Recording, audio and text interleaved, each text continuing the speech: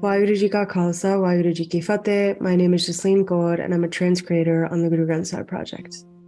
We're excited to announce the release this month of the first set of compositions related to the wedding ceremonies. So these compositions are typically sung before the wedding ceremony takes place, and all of them are set in the rag or musical mode of Suhi.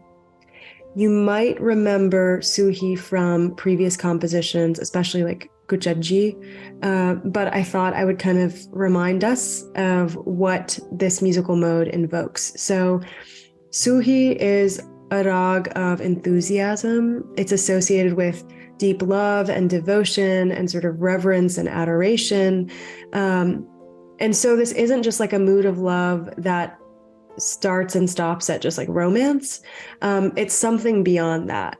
It's something like an invocation of like a longing to experience romance and experience love and a delight in even the pursuit of that. And what's like really, I think, interesting about Rag Suhi is that it's one of the oldest rags. And so when we were talking as a team during the commentary meetings, we were like, thinking about how, yes, just as like wedding ceremonies are sort of these old traditions that are passed down through generations, Rag Suhi is invoking a feeling that's quite old and that we've kind of tapped into and expressed in so many different ways depending on our context. And so this old and deep love has kind of always existed, just presented differently depending on who's doing the presenting. And I think that kind of idea of like love that is beyond time is deeply emotional and like moving. And so I found myself quite moved by these compositions.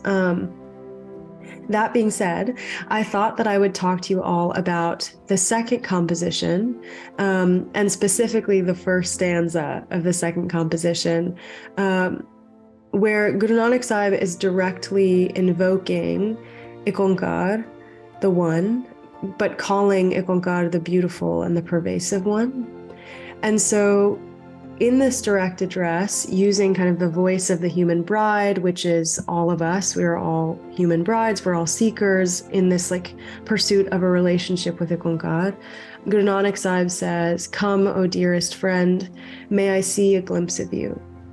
And there is something quite direct about this. And when we see the sort of voice of the human bride in her directness, what kind of comes with that is like great intimacy, because when we know someone really well, our asks are more direct. We aren't worried about like how to word things or playing this game of like overly done eloquence or trying to kind of like figure out the best way to say something, like circling around what we actually want to say. Like when we are really intimately in relationship with someone, we can say the things that we want to say bluntly and quite like vulnerably.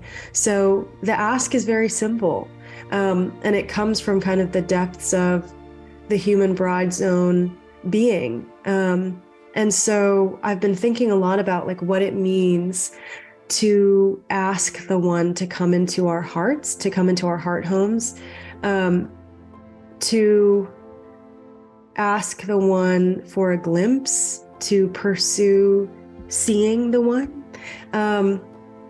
And so, you know, it's this kind of thing that we've talked about so many times where it's like, it's not like IkOankar is not present. It's not like there isn't this ever-present presence and this all-pervasiveness in all beings and all things, but we don't always feel it. And so when we're asking for the one to come into our heart homes, it's not that we don't logically know that that presence is always there. It's just that like we are admitting in some kind of way that we're not feeling it yet. And so to feel the presence of the one within us, to experience the one in a way that is beyond logic and philosophical arguments, that's the thing that we're seeking. And the thing that I really love about this stanza is that like the seeker says that they are like standing at the door of their kind of heart home, right? Like this, we're continuing with this sort of imagery of like waiting for somebody to come into the house, into the home. And the seeker says like, I'm standing like gazing expectantly, like waiting at the door for you. And the heart itself in this composition is referred to as both like of the divine and of the human bride, of the seeker. And so this home is not like one in which IkOankar is a guest, like that's also IkOankar's home. And like both the seeker and the one belong there, both the human bride and the divine sort of groom or husband belong there. And in this kind of waiting, the thing that really stuck with me is that like there is deep, deep joy and deep excitement in that waiting period. And something we talked about when we were doing the commentaries was like, it's like that feeling of like when you have somebody that you're expecting to come to your house. And in this scenario, like it would be a guest, right? Like maybe an old friend from a really long time ago that you haven't seen, and you know that they're like coming at a particular time, or maybe they texted you and they're 5 minutes away. And there is like a buzz that you kind of get. You're like waiting for them to kind of pull into the driveway or waiting to see them approaching your house. And there's such excitement. There's never like frustration of like, oh, what are they going to get here? Or like, why haven't they come here yet? Just the anticipation is something worth celebrating. And I think that really stuck out to me because when I think of like the conversation between the human bride or the seeker and IkOankar as the divine husband, I often go back to Kuchaji, which, if you don't remember, was a composition by Guru Granth Sahib that we released quite a while ago. And the yearning in that composition is a little bit more pained. And so I think when I usually think of what it means to be in separation and what it means to be in longing, I sort of naturally think of a kind of sadness or a kind of mourning or a kind of suffering or pain. And so to think about longing and yearning as like a deeply joyful experience has been like really moving and exciting to me. I don't know. I just think that it's like so beautiful. And I think like kind of what is being shown to us through that imagery and through that emotion is that like when should we become so intimately connected with the divine, which is what we all kind of hope for, like when that happens, we can have these like direct asks that are deeply intimate and deeply vulnerable. We can say like, I want to see you, like come over. And even the thought of like experiencing that presence is enough to kind of like make us celebrate an emotion or experience of excitement that like we can even relish in that. And I think that's just such a beautiful way to think about separation and longing.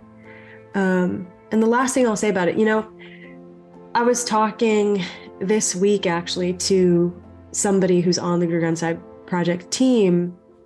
And I think this composition out of this series of compositions, but maybe even like the whole kind of thing, has really made me think about separation, longing, and union really differently. Because I think in my mind, I saw those as three states that correlated to three singular emotions, right? So when I think of separation, I think of pain. When I think of longing, I think of sort of suffering and like wailing. And when I think of union, I think of joy. But something has changed in my understanding. And I think like now I'm understanding separation, longing, and union as three kind of overarching states or states of being, but they can have so many different like hues of emotions attached to them. We can be in separation and we can be playful. Like, why haven't you come yet? Like, why haven't you come over? It's been enough time. We can be in separation and be in pain. And we can also be in separation and be in great joy because we have trust that there will inevitably be an arrival, that there inevitably will be a feeling of presence of IkOankar. So I think it's just been so beautiful to I don't know, I don't even want to say think about it, because it's more like feeling or something, to feel that understanding. And I think with these compositions, in working on them and kind of writing the commentary, it's been challenging, but really wonderful to think about how to write about such deep and old love in a way that isn't too philosophical or too sort of dry. And so what we're told over and over again is to just like trust that these experiences are available to all of us and like will happen if we want them. And there are so many things that just can't be explained, like we just have to feel them.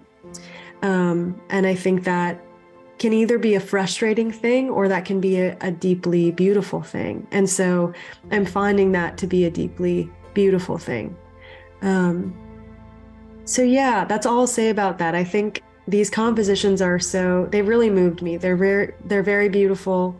And they're very hopeful, because I think, yeah, it's shifted a lot for me.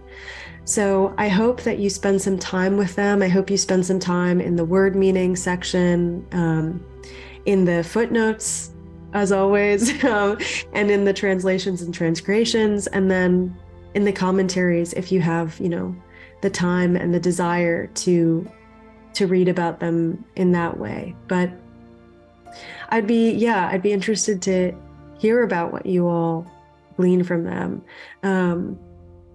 And I hope they change things for you in some way, the way that they've changed things for me.